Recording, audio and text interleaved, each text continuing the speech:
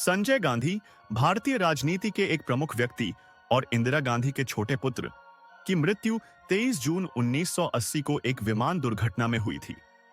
उनकी मृत्यु के बाद से ही इस घटना पर कई सवाल उठते रहे हैं। यहाँ कुछ प्रमुख कारण बताए गए हैं जिनकी वजह से संजय गांधी की मौत पर सवाल उठते हैं। 1. विमान दुर्घटना की जांच। संजय गांधी की मृत्यु एक विमान दुर्घटना में हुई थी, लेकिन इस दुर्घटना की जांच में कई खामियां पाई गईं। जांच रिपोर्ट में कई विरोधाभास थे, जिससे लोगों को संदेह हुआ कि कहीं यह दुर्घटना नहीं बल्कि कोई साजिश तो नहीं थी। 2. विमान का रखरखाव। संजय गांधी जिस विमान में उड़ान भर रहे थे, उसका रखरखाव ठीक से नहीं किया गया था। विमान के तकनीकी खामियों के बारे में कई सवाल उठे, जिससे यह संदेह पैदा हुआ कि कहीं यह दुर्घटना जानबूझकर तो नहीं करवाई गई। 3. राजनीतिक विरोध। संजय गांधी उस समय भारतीय राजनीति में एक प्रमुख व्यक्ति थे और उनके पास काफी शक्ति थी।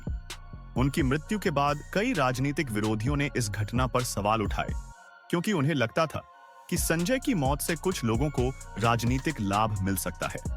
4. परिवार के भीतर तनाव। संजय गांधी की मृत्यु के बाद उनके परिवार के भीतर भी तनाव की स्थिति पैदा हो गई। उनकी मां इंदिरा गांधी और भाई राजीव गांधी के बीच कई मतभेद थे, जिससे यह संदेह पैदा हुआ कि कहीं परिवार के भीतर ही कोई साजिश तो नहीं रची गई। 5.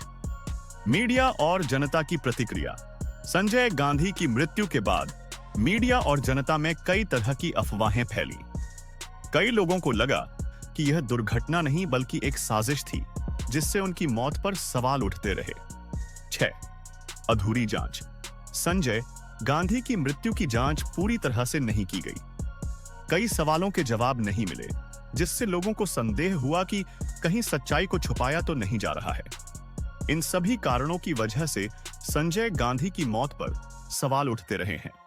हालांकि आधिकारिक तौर पर यह माना जाता है कि उनकी मृत्यु एक विमान दुर्घटना में हुई थी, लेकिन कई लोगों को इस बात पर संदेह है और वे मानते हैं कि इस घटना के पीछे कुछ और ही सच्चाई छुपी हुई है। संजय गांधी और इंदिरा गांधी के बीच का रिश्ता बेहद करीबी और जटिल था। संजय इंदिरा गांधी के छोटे पुत्र थे और उन्हें अपनी मां का विशेष स्नेह और समर्थन प्राप्त था। इंदिरा गांधी ने संजय को न केवल एक पुत्र के रूप में देखा, बल्कि उन्हें अपना राजनीतिक उत्तराधिकारी भी माना।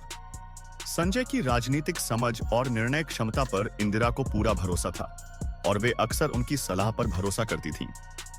संजय गांधी ने 27 के दशक में भारतीय राजनीति में सक्रिय भूमिका निभाई और इंदिरा गांधी के करीबी सलाहकार बन गए।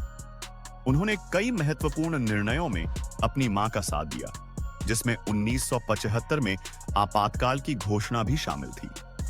हालांकि संजय के तरीके और निर्णय कभी-कभी विवादास्पद भी होते थे, जिससे इंदिरा गांधी को कुछ मुश्किलें भी झेलनी पड़ती थीं। इंदिरा गांधी के लिए संजय की अचानक मृत्यु एक बड़ा झटका थी। उनकी मौत ने इंदिरा को गहरे दुहक में डाल दिया और उनके राजनीतिक जीवन को भी प्रभावित किया। संजय के बाद इंदिरा ने अपने बड़े पुत्र राजीव गांधी को राजनीति में लाने का फैसला किया। संजय और इंदिरा का रिश्ता मां बेटे के प्यार और राजनीतिक साझेदारी का एक अनूठा मिश्रण था।